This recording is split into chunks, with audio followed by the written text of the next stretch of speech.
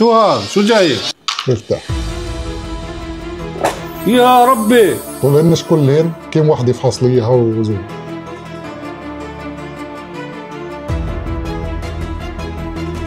ذهب. اكيد كله ذهب. وهاي بدي افحصها، مع زلمتي وبرجع لك.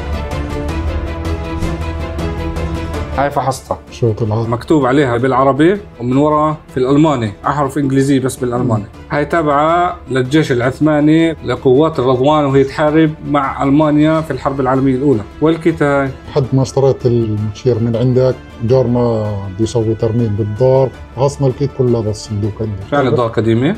دار قديم بده يسوي لها ترميم، والكيت هذا قلب الحيط. هاي أول مرة بشوف إشي من هالنوع. هاي برضو نص دينار عثماني. إشي اللي مليح في هذول إنهن بنباعش كذهب عادي، هذا بنباع لندرة العملة نفسها. أنا ما شفتش منها كثير يعني، أما كل العملات هون نفس النص دينار هذا. بدك أوزنهن؟ إذا بتقدر وزنهن. طبعا بس بدي أوزنهن واجي لأنه هذا الميزان صغير.